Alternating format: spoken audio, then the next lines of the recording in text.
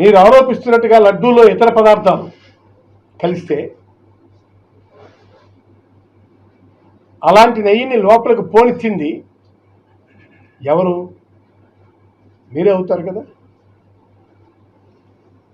మీరు ఆరోపిస్తున్నట్లుగా లడ్డూలో ఇతర పదార్థాలు కానీ వాడితే మీరు ఆరోపిస్తున్నటువంటిది ఎవరి మీద ఆరోపిస్తారు? మీ మీద.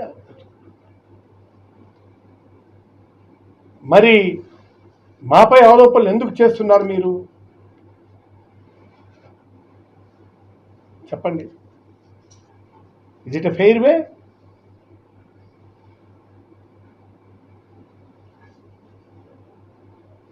తమ పరీక్షలో ఖచ్చితత్వం లేదని, లోపించే అవకాశాలు లేకపోలేదని ఎస్డిబిబి తన రిపోర్ట్లో స్పష్టంగా చెప్పింది.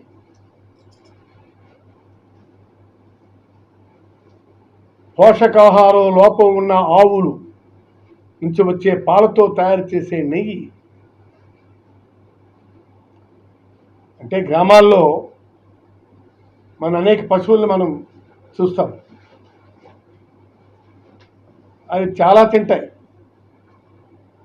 ఆ తినొచ్చి పాలిస్తాయి. ఆ విధంగా ఆవుల నుంచి వచ్చే పాలతో తయారు చేసే నెయ్యి వల్ల, అలాగే ఆవాలు, అవిసెలు, పామాయిల్ లాంటి వెజిటబుల్ ఆయిల్స్ వ్యర్థాల ఆహారంగా ఇచ్చే ఆవుల నుంచి వచ్చే పాలతో తయారు చేసినటువంటి నెయ్యి. మీరు అధికారంలోకి వచ్చిన తర్వాత ఎప్పుడు వచ్చారు? మీరు జూన్ 12 వచ్చారు. శాంపిల్స్ తీసుకున్నది ఎప్పుడు? జూలై 12. అంతేనా? అంతే కదా. జూలై 12. ల్యాబ్ నుంచి ఫలితాలు వచ్చింది జూలై 23. మీరు అధికారంలోకి వచ్చింది జూన్ 12. శాంపిల్స్ తీసుకుంది జూలై 12. మీరు దీంట్లోకి వచ్చింది 23న. మీ ఆరోపణలు ఎదుర్కోవాల్సింది మీరా మేమా? జూలై 23వ తారీఖు అంటే ఆరోపణలు ఎవరు ఎదుర్కోవాలి? మీరా మేమా? చెప్పండి. ఇది బాధ్యత కలిగినటువంటి ఒక ముఖ్యమంత్రి చేయాల్సినటువంటి ప్రకటనేనా ఇది?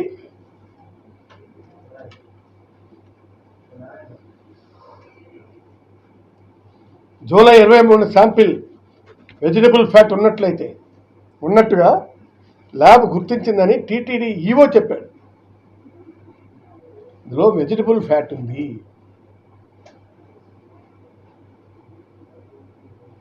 అని ఈవో చెప్తే, కానీ చంద్రబాబు జంతు కొవ్వు ఉన్నట్లు మాట్లాడారు.